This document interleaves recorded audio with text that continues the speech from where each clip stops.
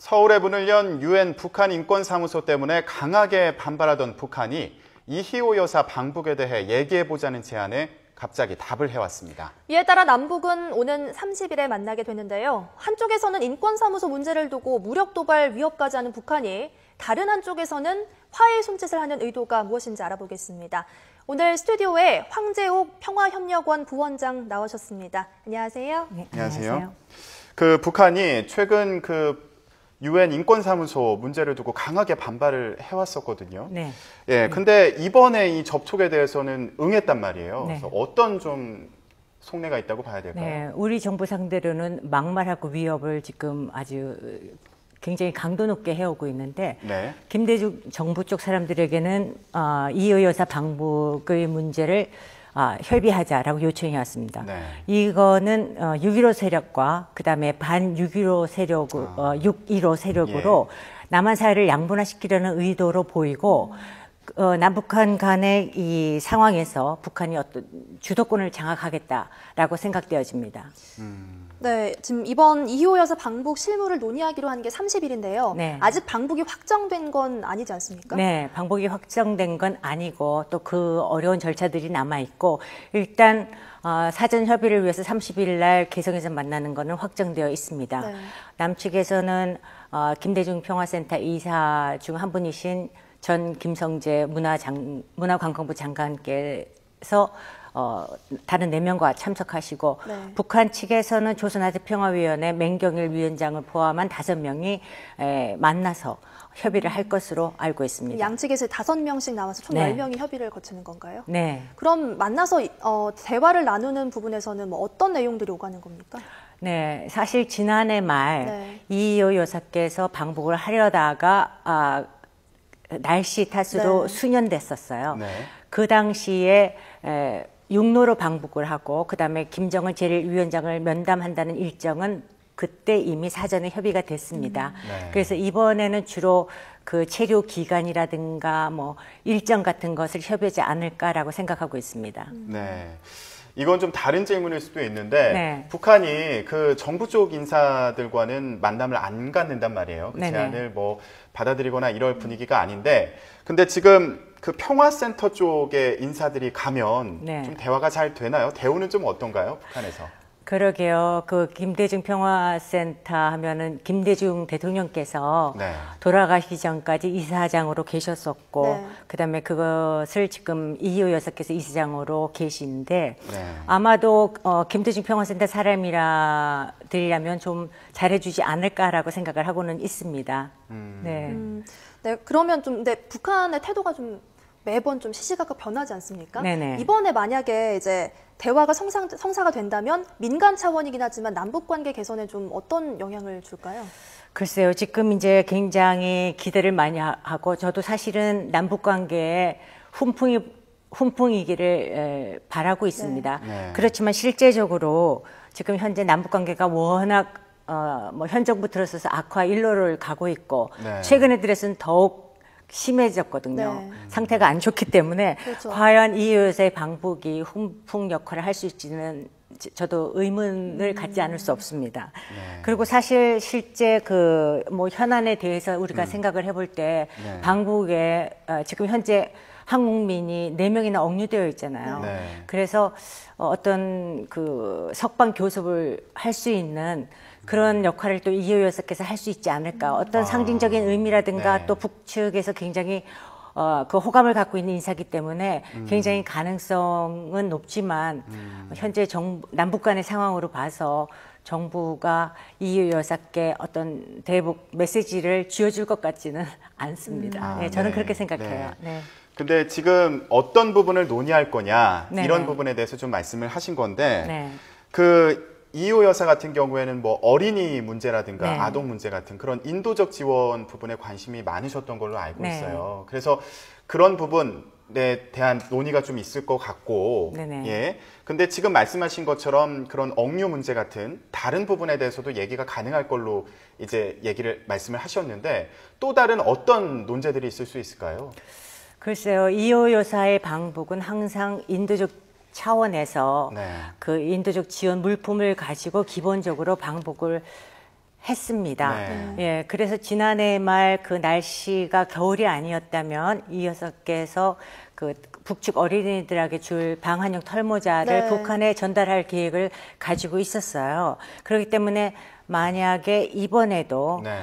그 방북이 성사돼서 이제 북한을 방문하게 되면 네. 인도적 지원 물품을 아마 전달하는 그런 어떤 성격에서 크게 벗어나지는 않을 것으로 저는 생각합니다. 네. 네네. 그렇다면, 그렇지만 뭐 네. 8월이라서 뭐 방한 모자가 아닌 다른 품목으로 바뀌겠죠. 여름 대비하는 걸 좀 할 수도 있겠네요. 그렇죠. 네. 네.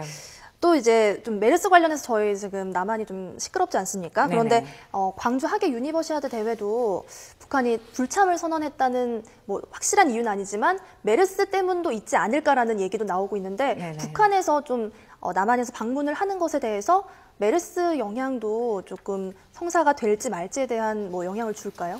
글쎄요, 북한이 워낙 의료가 취약한 네. 사회이기 때문에 만약에 어떤 전염병이 거기에 참고를 한다면 뭐 진짜 굉장히 난감하겠죠. 그런데 지금 메르스가 어느 정도 진정 국면으로 들어섰고 사실 초기 단계보다 네. 그다음에 이것이 뭐 잡히지 않겠어요. 그 8월 이전에 이 여사의 방북이 성사가 된다면 네. 만약에 그 후라도 뭐 그 이전에 잡히지 않는다고 하더라도 뭐 어느 정도 예방 차원에서 방북을 하게 되면 뭐 그 메르스 때문에 이 여사의 방북이 무산될 거다라고는 저는 생각하지 않습니다. 그럴 가능성은 적다는 네. 말씀이시죠? 그렇다면 다른 좀 걸림돌이 됐던 남북 간의 접촉에 걸림돌이 됐던 다른 부분에 대해서 얘기 좀 해볼게요. 네네. 그 인권사무소가 문을 열었습니다. 네네. 북한이 왜 이렇게 강하게 반발을 하는 걸로 보시나요? 인권사무소 그 인권 문제가 네. 뭐 북한이나 다른 사회주의 국가를 제외하고는 인류 보편적 가치 차원에서 인권을 우리가 인식하고 있어요. 그런데 네. 북한에서는 인권 문제를 제기를 하면 자기네 체제를 부정하는 거고 체제를 모독하는 아주 모략적인 책동이라고 생각을 합니다. 뭐 네. 그것이 맞는 말인지 틀린 말인지를 떠나서 그게 바로 북한의 현실이에요. 그런데 북한의 그 인권 문제를 갖다 상시적으로 감시하기 위해서 국제기구지만 유엔의 그 인권사무소가 서울에 바로 북한의 턱 밑에 문을 열었다는 것을 북한이 굉장히 민감하게 반응을 하는 거죠. 그리고 책임자 규명, 그러니까 반인도적 범죄에 대한 책임자 규명을 위해 어떤 자료들을 수집하고 그 자료들을 기록해 두겠다라고 하는 건데 북한이 민감하게 반응을 하는 건 제가 보기에는 어느 정도 당연하다고 생각을 하고 있습니다. 또 최근에 좀 북한을 자극할 수 있었던 일도 있었는데요. 네네. 북한 정치범 수용소 요독 수용소에 네. 수감자 명단이 공개가 됐는데 네. 그 부분도 좀 북한을 더 자극하고 북한을 압박하는 수단으로 활용될 수 있지 않습니까? 지금까지 북한은 정치범 수용소라는 것은 우리한테 없다. 네, 인정도 하지 않고 인정하지 네. 않죠. 그리고 정치범 수용소와 관련된 자료들도 다 날조된 거다. 그런 입장을 줄곧 견지해왔기 때문에 그 정치범 수용소에 대한 자료를 공개하고 이번에 뭐 요독 수용소에 대한 신상 명세서를 공개했다 그래서 북한이 아마 그 어떤 변화가 있을 거라고 저는 생각하지 않습니다. 네. 그리고 이런 여러 가지 인권과 관련되고 정치범 수용소, 북한의 아킬레스건인데요. 이런 네. 것들을 자꾸만 국제사회나 우리 정부가 얘기를 꺼내게 되면 바로 우리 북한 체제를 전복하기 위한 모략 책동이다라는 논리로 전개해 가기 때문에 접점을 찾을 수가 없죠. 네. 이게 접점을 찾을 수는 없지만 그 증언이라든가 네네. 그런 어떤 그 주장들이 계속 나오고 있어요. 네. 그래서 그 실제로 어떤지 이런 부분에 대해서 의혹도 많이 제기가 되고 있는 상황이고요. 네네. 그 어떻게 보시나요? 이런 증언들에 대해서요. 글쎄요. 현재 북한에는 작년에 요독 수용소는 철거가 됐어요. 그래서 현제 평남의 개천의 14호 수용소를 포함해서 네 곳에 네. 8만에서 12만 정도의 정치범 수용소들이 지금 거기에 있는데 그 사람들한테 우리가 많이 들었지만 고문과 강간은 뭐 일반적으로 자행이 되고 특히 또 어린 아이들 앞에서 자기 부모가 처형받는 거를 보여준다고 해요. 그러니까 네. 인간으로서는 상상할 수 없는 일들이 벌어지고 있습니다. 네. 사실 그 탈북자들의 증언을 통해서 그 탈북자들이 북한에 있을 때 83%에 달하는 사람들이 정치범 수용소에 대한 존재를 알고 있었다고 합니다. 그런데 그 정치범 수용소과 관련된 자료들을 그 증언하는 탈북자들이 개개인의 차이는 있는데 그분들이 암만 사실에 근거하고 있다고 하더라도 저는 뭐 과장되거나 부풀려진 측면도 우리가 감안해서 들어야 되지 않나라는 생각을 하고 있습니다. 하지만 또 그렇게 계속 제기하는 데에서 또 의미가 있다고도 보시는 거죠? 그렇죠. 어떻든 그 전반적으로 국제사회와 그러니까 우리 국민들이 북한 주민들의 인권에 대해서 지속적인 관심을 갖는다라는 거는 저는 중요하다라고 생각을 하고 있습니다. 네. 네, 또 최근에 북한과 무기 거래를 한 것으로 알려진 네네. 뭐 제3국 국적자 7명 금융거래 제재를 이제 받게 되지 네. 않았습니까? 이 부분도 북한을 압박하는 수단이 될 것 같은데요. 당연히 어떻게 압박을 보십니까? 하죠. 네. 그러니까 지금 북한을 압박하는 게 인권 문제에다가 이번에 그 외교부에서 발표한 금융 제재 그것까지 지금 이제 추가된 거죠. 네. 네. 지금 그 금융 제재라는 것은 보통 유엔 안보리에서 금융 제재 대상자를 지정해 놨는데 그 외에 우리 정부가 단독적으로 그 북한의 무기 거래를 통해서 북한을 우회적으로 지원하는 7개의 그 개인과 기관을 네. 포함해서 그 사람들을 지정을 한 겁니다. 그러니까 금융거래 제재의 대상자가 되면 앞으로 그 사람들의 외국한 거래의 지급이라든가 영수가 주고받는 것 자체가 우리 한국 총재의 허가 없이는 외환거래법에 위반이 되기 때문에 처벌을 받는다는 것입니다. 그러면 이제 좀 더 많이 그 북한을 우회적으로 지원했던 음성 자금들이 네. 좀 줄어들거나 좀 그렇겠죠. 네. 그러면 그러면 지장은 있을 겁니다. 예. 또 얘기를 안 할 수 없는 문제가 있죠. 5.24 제재 조치 어떻게 보시나요? 한쪽에선 풀어야 된다, 한쪽에서는 아직 안 된다 이런 주장이 맞서고 있는데요. 어떻게 보십니까? 사실상 5.24 제재 조치로 인해서 뭐 북한과 경제 협력을 하거나 교류를 했던 많은 사업가들이라든가 뭐 인도적 지원 같은 거 지장을 많이 받고 있습니다. 저의 입장은 5.24 제재 해제 조치를 뭐 북한에서도 그 이번에 조평통이 내건 5가지 조건 중에 네. 그게 들어가 있습니다.